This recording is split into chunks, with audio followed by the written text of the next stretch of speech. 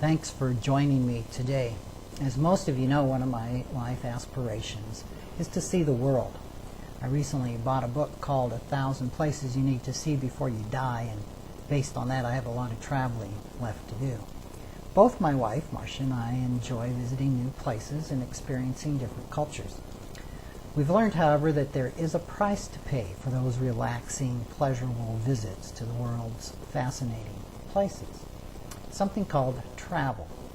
Being someplace new is enjoyable. Getting there is usually not. A few years ago, I set out on a mission to eliminate, or at least reduce, the stress of travel. So far, I have mostly failed. You know, it's not for a lack of trying. I start a trip by comparison shopping. I make travel arrangements far enough in advance to get the best routes, departure times, and seats. I have detailed checklists to keep me from forgetting an important item.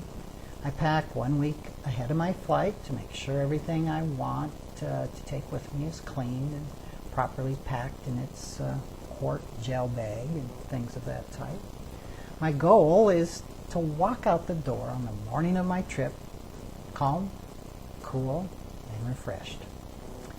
I'm usually successful until I get to the airport. Even with all of my preparation, about 50% of the time, the stress-free part of the trip ends in the parking lot of the Rapid City Airport. I've learned that even if a trip is intended as a vacation, it's not a good idea to expect the vacation to start until you actually arrive at your destination. Traveling today requires you to be totally alert, completely conscious at all times. I mean, you've got to have your game face on from the moment you arrive at the airport. When travel snafus happen, and in my experience they happen often, you have just a small window of time to assess the options and make the best decisions. Failure to do that may mean standing in lengthy lines, sleeping in airports, and becoming separated from your luggage for a number of days. If, or perhaps I should say when, a flight is canceled or delayed, it's really crucial that you are one of the first people in line to rebook your itinerary. Available seats on later flights go very quickly. If you are one of the unconscious folks at the end of the line, you may end up waiting for several flights or maybe even several days before finding open seats. Being at the front of the line, however, does not necessarily mean physically standing in front of an agent. It could also mean being one of the first folks to contact a reservations agent by phone, preferably your cell phone.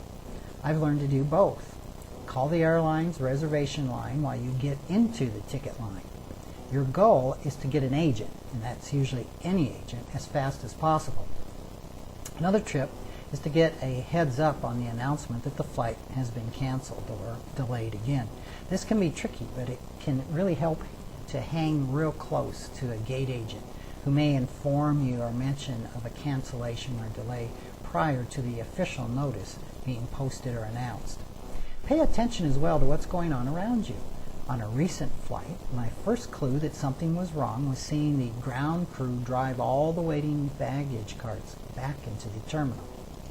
So far, the necessity of traveling in full alert mode hasn't quenched my desire to see the world or outweighed my enjoyment of visiting new places. I will continue on my quest, though, for stress-free travel nirvana.